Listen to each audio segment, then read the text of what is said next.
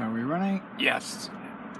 Today, this is going to be a review on Audio-Technica A1000z. And I rarely go on camera because I'm not the star of the show. The star of the show is the product. But today I'm going to go on camera for a couple seconds just to show you what this looks like putting it on. So hang on. And out we go to the outside.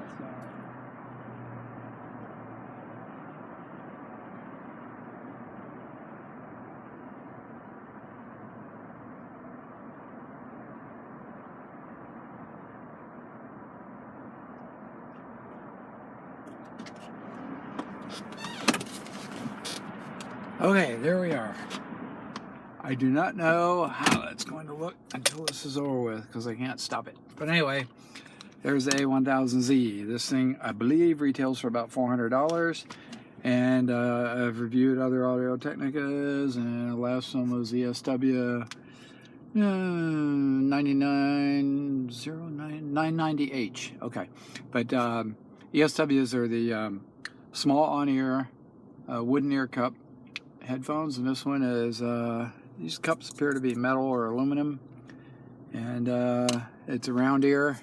They're very round, so while they fit my average size ears okay, if yours get much bigger than average, then you might be squeezed by these pads, because the pads are round, so they have plenty of extra room on the sides, but on the top and bottom not so much.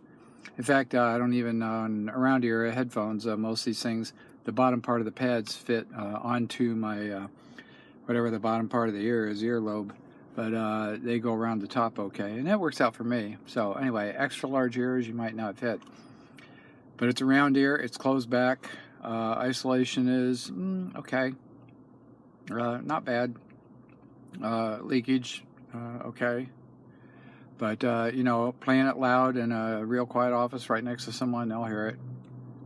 And one size fits all, so there's no issue of size fit. Now, trying this on, I put it on over my hat, so that's simulating an extra big head, and that works okay. And smaller heads than mine, I have to stretch this when I don't have a hat on, still about a good half an inch or more. So I'd say it'll fit a very wide range of heads, no problem with that. Quality of construction is excellent. I'd call it a comfortable fit, but if you don't like stuff on top of your head, you know, there are people that just don't like headband pressure. There's no way to fix that on here without completely changing the headphone. It's very pretty, but it is aluminum ear cups. You know, there's really no particular amount of resonances in here. It's pretty well damped out. The ear pads are plastic. They're not what I would call, they're not leather, and they're not even, I don't even know if I could call these pea leather. They're sort of a simulation of pea leather, but they're still kind of plastic. Anyway, they're extremely comfortable, real soft and squishy. It probably lasts quite a while because they're, you know, they're not going to absorb sweat, things like that. So it should be pretty durable. The cable's just about 10 feet. I think it's 3 meter. So you got a long cable. Cable comes with a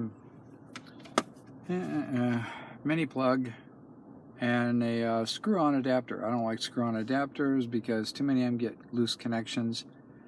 I prefer snap-on adapters because the snap-on 1/4 inch adapters, they tend to be very tight. You can just feel them when they snap on, that they're pressing on the thing here, and you don't get that pressure when you get a screw-on adapter. It just, yeah, you gotta hope for the best. So I don't like screw-on adapters all that well. Anyway, seems like a nice cable. It's not as thick as some of the professional cables I've seen, but looks like a very durable cable. Got very good strain release there. Strain release in ear cups are questionable because they're not detachable. At least I didn't see it in instructions, and I pulled on them a little bit, didn't see any tendency for them to pop out, so I'd say they're not detachable. Strain release looked pretty good, but you know, I'd say a little caution with this. Don't expect to yank on it real hard, and without causing a problem. The ear cup rotation for fit is about 15 degrees that way and only about 5 degrees the other direction. I think 5 degrees is enough to fit most heads that slant back that way, but Anyway, there's less rotation one direction, but I think there's enough for 99.5% of the people. And so we got a good headband fit, we got good ear cup rotation, excellent comfort, I think. And these pads up on top are pretty thin, but you know, if you don't have hair on your head, put something up there, you know, a little cloth or something to absorb that. I don't know what else to say about these. I have a signature on these, or an approximate signature, EQ curve I did. And we're going to take a look at that real quick. Which one do we have here? A1000Z, which looks... can we do that rotation on here? It's always set to the wrong thing every single time, of course. And yeah, I got the full page. There we go. There it is. I didn't adjust the bass any at all, and the treble, not a lot. I thought there was a little bit of a peak at 9 kilohertz, but you know, your mileage may vary. Pretty neutral headphone, very neutral. And unlike some neutral headphones, I would rate this compared to something like a original Sennheiser 800, HD 800. I'd say this is not as bright, and the bass is probably about the same. Could be a little flatter, don't know. But I did try some test tones, and I tried some musical tones that I know the frequency of, and I'd say at 16 hertz your output's a little bit light, but getting up around 27 hertz, which is low A, about the lowest note they play in an orchestra, you're in good. The strength there is pretty good. So I think the bass is great. There's no boom, no fatness in the upper bass.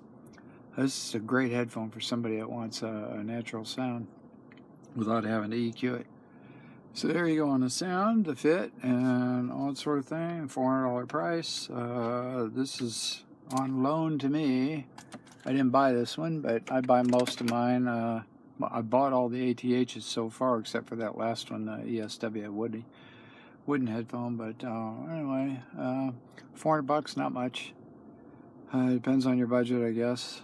But anyway, pretty good value compared to what's out there on the market. I mean, I can name several $500 to $600 headphones I've had, nowhere near as good as this. So anyway, there you go. Pretty well recommended. Here's the box. Nice big box. So we can take a look at that here. Great big box. But a very plain wooden box. And I'm not sure if there's any extras in there. I don't think there's any kind of a carry case, but let's take a look. We had a carry bag with ESW 990. Opening the box, what do we have? We have nothing. Okay, just that screw-on adapter. Okay, so there's no case comes with it, but it's pretty bulky, so if you're going to get a case, I don't know, it'd have to be a pretty bulky case, I guess.